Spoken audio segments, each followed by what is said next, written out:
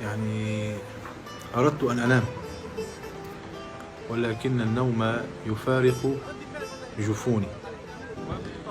حقيقة ما عم أقدر أتخيل ولا أتصور يعني هذا الحدث الأليم.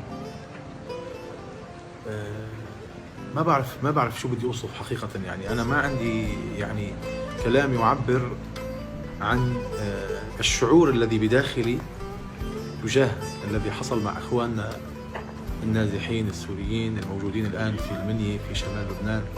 يعني كل ما هلا عم أتخيل المشهد اللي شفته، صور الحريق، مقاطع الفيديو التي وصلتني ما حبيت نشرها عندي على الصفحة، للخيم التي اشتعلت، وهي مئات الخيم يلي فيها أطفال، اللي فيها نساء، اللي فيها كبار السن، فيها فيها بشر هربوا هم من القصف والدمار والموت ولجأوا إلينا، احتموا فينا، اعتبرونا نحن أبناء دينهم وأبناء جلدتهم،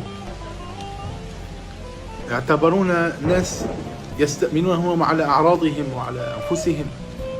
ما بعرف شو بدي أحكي حقيقة. يعني أنا ما عندي كلام أحكي، بس أعملكم سبحان الله. يعني ما قدرت نام، حاولت إني نام ما قدرت نام، حاولت إني أنا يعني إني ما أفكر بالأمر، ما استطعت. يعني والله يا أخوانا شيء ما بعرف شو بدي أوصفه. أنا ما بعرف ما عندي كلام يعبر عن اللي بداخلي، لأنه في داخلي نار تشتعل. يعني هذا الإنسان ما بعرف هل يمكن أن نسميه إنسان؟ يعني يصلح أن يسميه إنسان؟ ما بعرف. يعني هل يمكن أن نسمي هذا الشخص الذي ارتكب هذه الجريمة إنسان؟ يعني يا أخي اختلفت أنت وما بعرف مين شو المشكلة، ولا بدي أتدخل بالمشكلة، ولا بدي أقول مين مع الحق، مع فلان ولا مع علان، هل هو الحق مع اللبناني هو ابن البلد، ولا مع هذا النازح السوري، هل هو مع هذه العائلة أو مع اللي هن اختلفوا معهم من النازحين السوريين. ما بدي أتدخل، ما شغلتي. اختلفوا، وهذا يحصل كثيرا يعني بين الناس، بيختلفوا الناس فينا بينهم.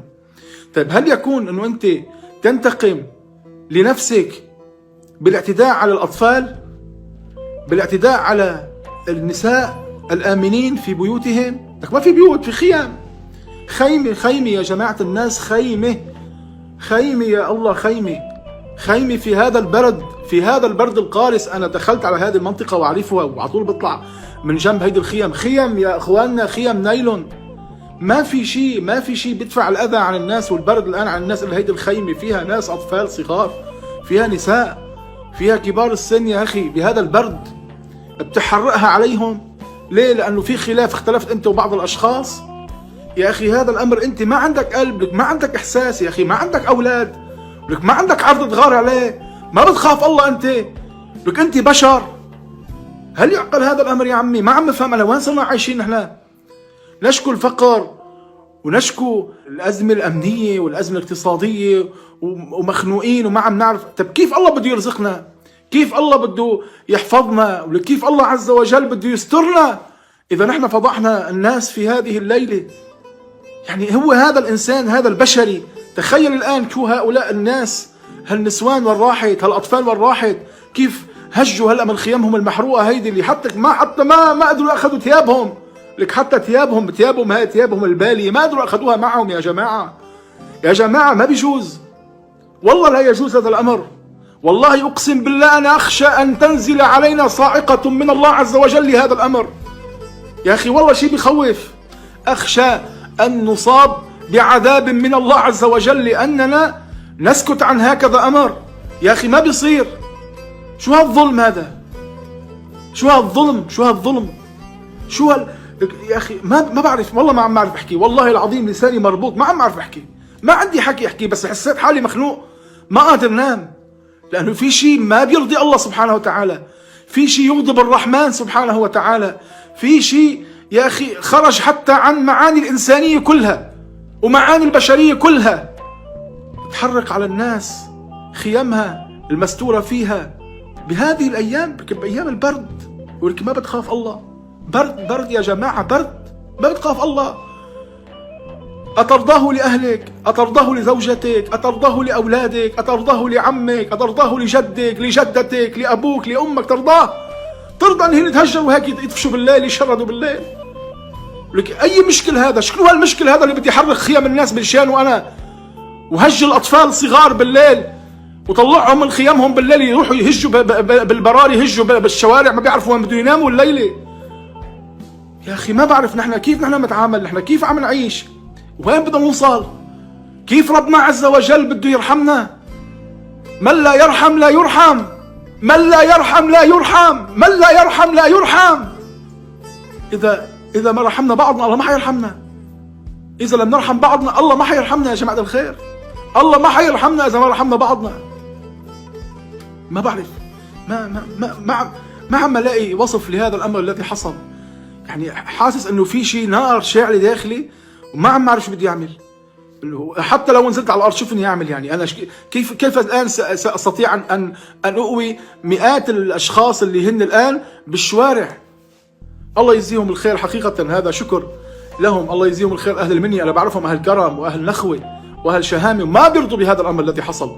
هذا الأمر فعله ناس رعاع زعران، ما بيرضوا أهل المنيا بهذا الفعل أبدا ولا ممكن يسمحوا فيه. وأنا عارف الآن هن نخوتهم وهبتهم، والآن عم بقرأ بعض الرسائل عم بيجيني على الواتساب إنه كيف الآن كلهم هبوا وفتحوا بيوتهم وقالوا لأخوانهم السوريين اللي هن الآن احترقت خيامهم فضوا لعنا على بيوتنا، واللي عم يفتح المدرسة واللي عم يفتح مستودعه واللي عم يفتح بيته واللي عم يفتح فرنه لحتى يقويهم. بس يعني ما عم افهم انا لوين واصلين؟ لوين واصلين؟ ما بعرف والله يا اخواننا المصريين، ما بعرف شو بدي اقول. انا اللي بدي اقوله امر واحد يا اخواننا، وهذه هي رسالة لاخواني السوريين. يعني ما بعرف شو بدي اقول لكم، يعني والله الله عز وجل يعينكم ويصبر قلوبكم ويصبرنا معكم على هذا الذي ابتلينا به من هؤلاء الناس، ونقول اللهم لا تؤاخذنا بما فعل السفهاء منا. ربنا لا تؤاخذنا بما فعل السفهاء منا. ربنا لا تؤاخذنا بما فعل السفهاء منا. ربنا لا تسلط علينا بذنوبنا من لا يخافك ولا يرحمنا يا أرحم الراحمين. لأن والله أنا لا أرضى بذلك، ويشهد الله أنني لا يمكن أن أرضى بذلك، ولا كثير من إخواننا وأحبابنا وكثير من أهلنا في لبنان لا يرضون بذلك، وكثير من أهل المنيا ومن أهل بحنين لا يرضون بذلك ولا يمكن أن يسمحوا بذلك. أنا أعتقد هذا اعتقادا جازما، والله ما عندي 1% شك فيه. وأنا أعتقد اعتقاد جازم الآن أنه كل الناس من أهلنا اللبنانيين الآن يشعرون بنفس الحقة التي شعرت بها. يمكن ما عم يقدروا يعبروا عن ما في داخلهم. أنا حبيت أعبر وحبيت أحكي، بس بدي أقول لأخواننا السوريين أنتم أهلنا، أنتم أهلنا. كل واحد أخ نازح سوري في هذا البلد هم أهلنا وإخواننا، وهؤلاء النساء نساؤنا، وهؤلاء الأطفال أطفالنا، وهؤلاء كبار السن هم أعمامنا وأمهاتنا. والله ما بنرضى لهم الضيم أبدا، ما بنرضى لهم الضيم أبدا أبدا أبدا أبدا، ما بنسمح أنه حدا يضيمهم. فبالتالي يا أخواننا ويا أحبابنا ويا أهلنا السوريين في لبنان، سامحونا إن قصرنا، سامحونا إن تأخرنا عن نصرتكم وعن يعني أن ندافع عنكم وأن ندفع الأذى عنكم. يعني أنا أعتقد أنه أنا والله لو كنت أملك شيء لفعلته، ولو كنت أستطيع أن أفعل شيء في هذه الليلة لفعلتها. ولكن أنا أقول أسأل الله سبحانه وتعالى في هذه الليلة أن يؤوي إليه كل من لا مأوى له. يا رب في هذه الليلة من أصبح من غير مأوى فأنت يا إلهنا كن مأوى له.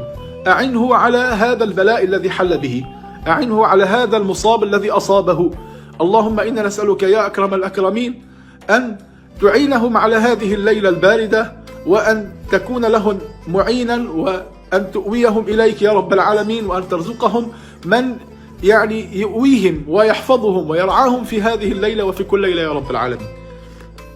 هذا ما أستطيع أن أقوله، وأنا أستنكر أشد الاستنكار ما تعرض له إخواننا النازحين السوريين في هذه الليلة.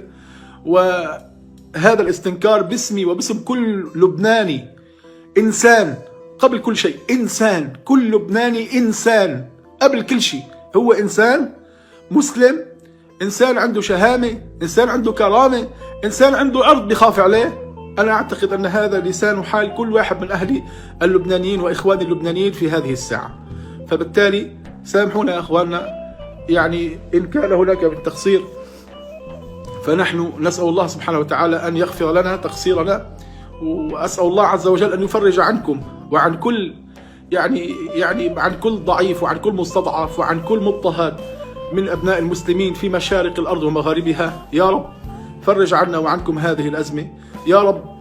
يعني لا تؤاخذنا بهذا الذي حصل، ونسألك إلهنا أن تعفو عنا وأن لا تحملنا يعني هذا الذنب الذي وقع في هذه الليلة. وآمل وهذا رجائي من العقلاء من كل الأطراف، سواء كنا من أهلنا اللبنانيين أو من أهلنا السوريين، أنه هذا الإشكال يندفن بأرضه. وأنا أعتقد أنه الآن هو اندفن بأرضه. الآن المطلوب أن نهب جميعا هبة واحدة، كلنا في هذه الليلة هبة واحدة، لحتى نآوي هؤلاء إخواننا السوريين اللي الآن ما عندهم مكان يأوون إليه. أنا أناشد كل شريف، كل شهم، كل كريم، كل واحد عنده غيري على دينه وغيره على أرضه، إنه ما ينام الليلة إن شاء الله، لحتى نكون آوينا كل هؤلاء إخواننا اللي هندي فقدوا خيامهم وفقدوا يعني ما كان يسترهم في هذا البرد وفي هذا الظرف الصعب اللي عم نعيشه بهالبلد. فأنا أناشد كل أهل النخوة وأهل الشهامة، سواء كانوا في بحنين وفي المنية وفي عكار وفي شمال لبنان وفي كل مكان، كل واحد قادر في هذه الليلة يمد يد العون، يحاول بقدر ما يستطيع يا أخواننا نقاويهم ونلاقي لهم مكان يعني يأوون إليه.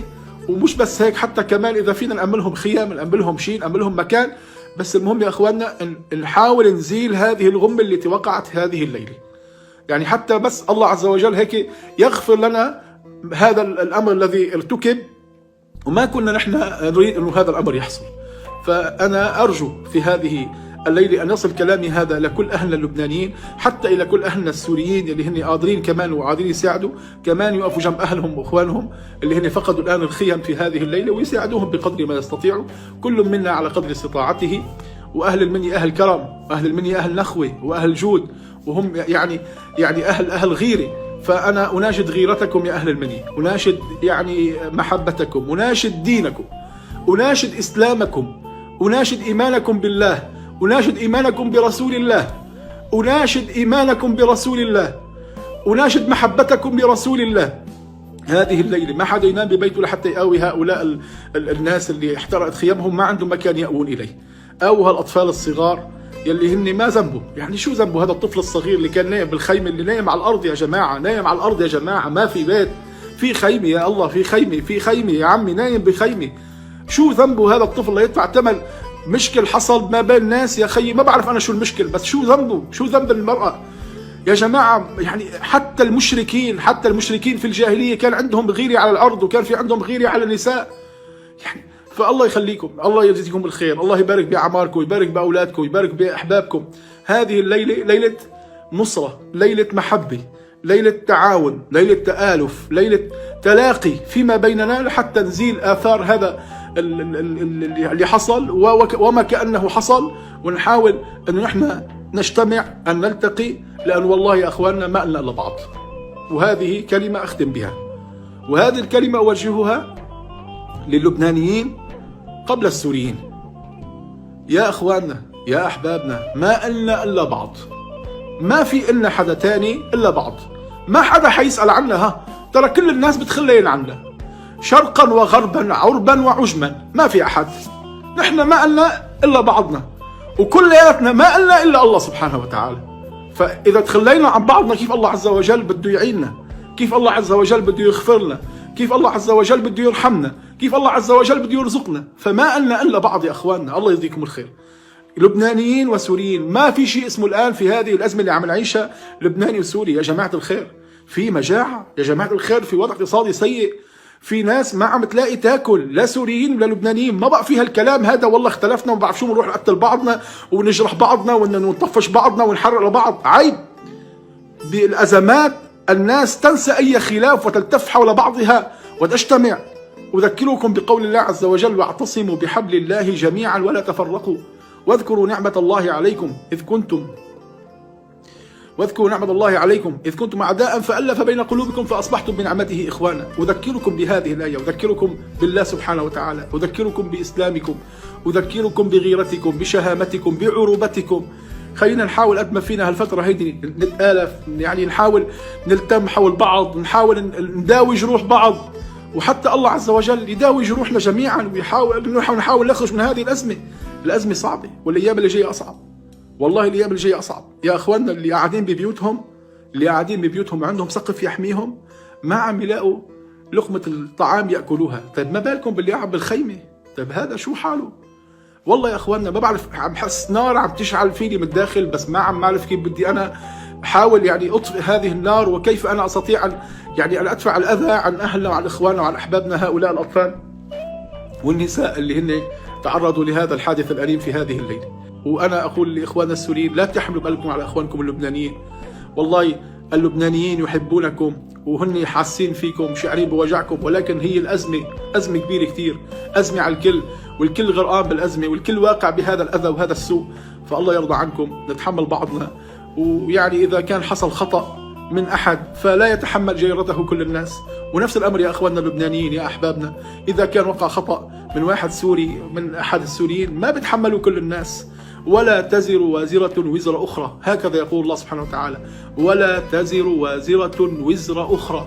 ما حدا بيتحمل خطأ حدا. هلا لو أنا ابني غلط، ابني غلط، ما بتحمل أنا غلطه، ولو أنا غلطت ابني ما بيتحمل غلطي، أنا بتحاسب على غلطي وابني بيتحاسب على غلطه. كل واحد منا بيتحاسب على الذنب الذي فعله، ما بحدا بيتحاسب عن حدا يا جماعة الخير. ما فينا نحمل أحد خطأ أحد. الله يرضى عنكم، الله يجبر خواطركم بهذه الليلة. أسأل الله سبحانه وتعالى في هذه الليلة أن تكون ليلة دفء وأمن وأمان على كل محتاج، على كل فقير، على كل من تأذى، على كل من تضرر من هذه الحادثة التي حصلت الليلة. إن شاء الله بتمر يعني بردا وسلاما، إن شاء الله ربي عز وجل يطفئ نار الفتنة. اللهم إنا نسألك في هذه الساعة أن تطفئ نار الفتنة. اللهم لا تجعل للفتنة إلينا سبيلا، لا بين نحن اللبنانيين ولا بين نحن وإخواننا السوريين. يا رب أطفئ نار الفتنة، يا رب لا تجعل الفتنة علينا سبيلا. ومن أراد أن يشعل هذه النار اللهم فاجعل هذه النار مردودة عليه، واجعل يا إلهنا كيده في نحره، ورد كيده في نحره يا رب العالمين. واكفنا وأهلنا وأحبابنا وإخواننا وكل من هم حولنا أي فتنة وأي سوء وأي شر يا رب العالمين. اللهم إنا نسألك في هذه الساعة أن تغفر لنا تقصيرنا، وأن ترحمنا، وأن تعفو عنا، وأن تجازينا بالإحسان إحسانا، وأن تجازينا بإساءتنا عفوا وغفرانا يا أرحم الراحمين. نحن عبادك الضعفاء، نحن عبادك الفقراء. وكما بدأت أعود وأختم وأقول إخواننا السوريين، أنتم أهلنا، أنتم أحبابنا، وآخر شيء لكم ازرعوها بالضأن. يعني هذا اللي أستطيع أن أقول له، ازرعوها بالضأن. وإن شاء الله أهل المنية أهل كرم وأهل نخوة، وإن شاء الله الأمر وكأنه ما حصل، وإن شاء الله كل واحد راح عنه شيء إن شاء الله بتعوض بإذن الله، وربنا عز وجل ما بتخلى عن عباده. أسأله سبحانه وتعالى أن يعيننا وإياكم على أن نكون متحابين متآلفين، وأن يعيننا وإياكم على طاعة الله أجمعين. وصلى الله على سيدنا محمد وعلى آله وصحبه أجمعين. الحمد لله رب العالمين. السلام عليكم ورحمة الله وبركاته.